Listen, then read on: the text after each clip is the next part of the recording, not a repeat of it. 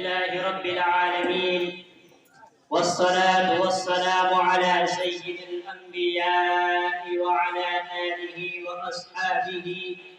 ومن تبعهم بإحسان إلى يوم الدين. سامعین اکرام، یہ میرے لیے بڑی خوش نصیبی کا مقام ہے کہ آج اس بزم میں تحریک آزادی میں علماء دیوبند کے کردار کے موضوع پر کچھ لفظ کشائی کی نظارت کر رہا ہوں. آپ کو معلوم ہے کہ باوجود ہم طالبان علوم نبویہ کے اعلیٰ ترین منصب پر فائز ہیں، لیکن اپنے علماء اور ان کے صلح کے کارناموں سے ناواقف ہیں. ہماری نگاہوں سے ہمارے اسلاف کے روشن کارنامے پوشیدہ ہیں. آج میں آپ لوگوں کے سامنے انہی گوشوں پر اپنی صلاحیت و استعداد اور علم و معلومات کے مطابق روشنی ڈالوں. برادر حضرات،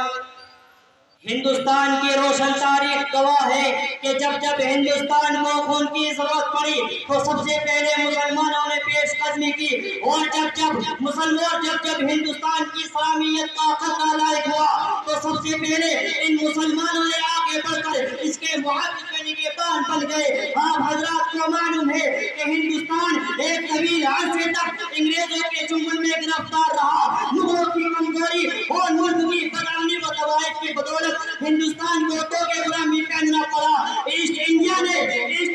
زبردست سازش کر کے ہندوستان کو تو کے غلامی پہنا دیا اور یہاں کی آزاد و مختار حکومت کو و عوام کو اپنے غلام و محکوم بنا دیا. برادر حضرات، انگریزوں کے خلاف صدائے جہاد بلند کرنے والے اور انگریزی سامراجیہ کے طاقت سے نمبردہ آزما ہونے والے یہی مسلم حکمراں تھے. سب سے پہلے سید احمد شہید رحمۃ اللہ علیہ اور اسماعیل رحمۃ اللہ علیہ، جنہوں نے پرچم جہاد کو بلند کیا تھا. جب پشاور کے بالاکوٹ کے علاقے میں سکھوں سے مقابلہ کرتے ہوئے، سکھوں سے جہاد کرتے ہوئے شہید ہو جاتے ہیں، ان کے رفقا شہید ہو جاتے ہیں، تو کچھ دیر تک کے لیے ہندوستان کی آزادی پر خاموشی سی چھا جاتی ہے. پھر 1757 میں پلاسی کا معرکہ ہوتا ہے اور اس معرکے میں وہ شیر بنگال سے ایک شیر خدا، ایک شیر یزدہ، ایک مرد مجاہد جس کو دنیا سراج الدین دولہ کے نام سے جانتی ہے، اور اکیلا آ کر انگریزوں کے خلاف ان میں بغاوت شروع کر دیتا ہے، ان میں جہاد شروع کر دیتا ہے اور انگریزوں کے سامنے آ کر کلّا کر لے لیتا ہے اور انگریزوں کو ہندوستان سے باہر نکالنے کا عزم کر لیتا ہے. لیکن اس کے سپہ سالار میر جعفر کی وجہ سے، غداری کرنے کی وجہ سے اس کی یہ فدا شکست میں تبدیل ہو جاتی ہے اور انگریزوں کے ہاتھوں میں ہندوستان کا ایک طویل حصہ، ایک لمبا طویل حصہ انگریزوں کے قبض و اقتدار میں چلا جاتا ہے.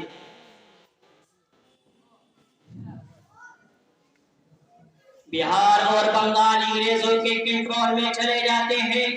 بہار اور بنگال کی سرحدیں انگریزوں کے کنٹرول میں چلی جاتے ہیں. اسی کے بیچ ہم دیکھتے ہیں کہ جنوبی ہندوستان میں ٹیپو سلطان کے دہاڑ کی سنائی آواز دیتی ہے، دہاڑ کی گونج سنائی دیتی ہے، اس کے گرجنے کی سنائی آواز دیتی ہے. وہ مرد خدا، وہ شیر یزدہ، وہ مرد مجاہد اکیلا اپنے گھر سے نکلتا ہے، لیکن ہم کیا دیکھتے ہیں اس کے ساتھ بھی غداری والا معاملہ ہوتا ہے. اس کا سپہ سالار میر قاسم اس کی غداری کی وجہ سے ٹیپو سلطان بھی شہادت سے لبریز ہو جاتے ہیں اور اپنے مادر وطن کی جنگ آزادی میں حفاظت کرتے ہوئے شہید ہو جاتے ہیں، جن کی شہادت پر انگریزوں کے جنرل کے افواج نے یہ بات بڑے فخر سے کہی تھی، کب ہندوستان ہمارا ہے.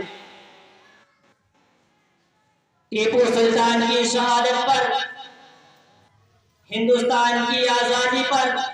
تھوڑی دیر کے لیے خاموشی سی چھا جاتی ہے، لیکن پھر بھی آزادی کے متوالے پرچم حریت کو بلند کرتے رہتے ہیں، پھر بھی آزادی کے متوالے اپنے گھروں سے نکلتے رہتے ہیں. ہم دیکھتے ہیں احمد اللہ شاہ افغانی اور جھانسی کی رانی انگریزوں کے سامنے سجدہ کرنے کے بجائے، انگریزوں کے سامنے سر جھکانے کے بجائے اور آزادی کا سودا کرنے کے بجائے، انگریزوں کے سامنے آزادی کا سودا کرنے کے بجائے دیش کی حریت اور دیش کی حریت اور اس کی آزادی پر قربان ہونا گوارا سمجھتے ہیں۔ تاریخ ان کو کبھی بھلا نہیں سکتی۔ بے در پہ ناکامیابیوں کے بعد اب ایک اور جماعت آگے آتی ہے، مسجدوں میں حرام کے پاشی تصویر و عمامہ رکھنے والوں کی جماعت آگے بڑھتی ہے اور پرچم حریت کو بلند کرتی ہے، جس کے اور ہندوستان کے پاس بالا محافظ بن جاتی ہے۔ اس کے مقابلے میں نتیجہ یہ نکلتا ہے کہ پاسی کا مرکہ انقلاب کا برپا سن 1857 میں دوبارہ سے ابھرتا ہے، پھر اس میں تمام حفاظ اکرام، تمام علماء اکرام شہید کر دیے جاتے ہیں۔ آخری مغل تاجدار بہادر شاہ ظفر کی گرفتاری کے بعد بھی اور ان کی بادشاہت پر یہ متفق جماعت دیش کو اپنے لہو کا خراج پیش کرنے کے لیے آگے بڑھتی ہے، مگر مشیت الہی کو تو کچھ اور ہی منظور تھا، لہذا یہ انقلاب بھی ناکامیاب ہو جاتا ہے اور بہادر شاہ ظفر گرفتار کر لیے جاتے ہیں۔ شہزادے شہزادیاں قتل کیے، ہزاروں علماء اکرام کو تحقیق کیا گیا، ہزاروں حفاظ اکرام کو پھانسی کی سولی پر چڑھا دیا گیا، ہزاروں علماء اکرام کو کارے پانی کی سزا سنا دی گئی اور ہزاروں حفاظ اکرام کو گردنیں کاٹ دی گئی، لیکن اس کے باوجود بھی تحریک آزادی تھمتی نہیں ہے، اس کے باوجود بھی تحریک آزادی رکتی نہیں ہے۔ برادران حضرات،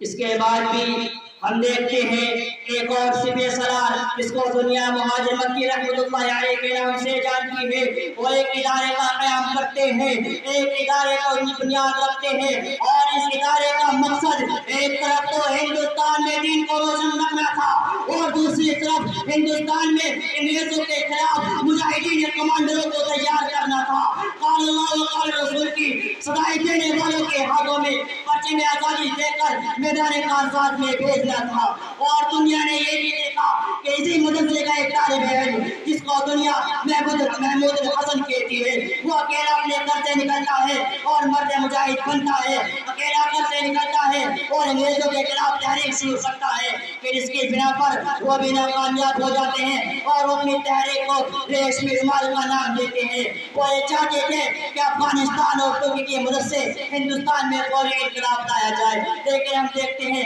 ان کے ایک جاسوس خادم کی بنا پر وہ ریشمی رومال بھی پکڑا جاتا ہے۔ پیدر پہ مسلمانوں کو اپنا پانی کی طرح خون بہانے کے بعد یہ ہمیں آزادی ملی کہ آج ہم کھلی فضا میں سانس لے سکتے ہیں، لیکن آج بھی یہ اہل چمن ہم سے ہمارے ہندوستان کی وفاداری کا ثبوت مانگتے ہیں۔ تم کان کھول کر سن لو کہ تم میں اتنی اوقات نہیں ہے، تم میں اتنی طاقت نہیں ہے کہ تم مسلمانوں کا مقابلہ کر سکو، تم مسلمانوں کے سامنے آ سکو۔ ارے تم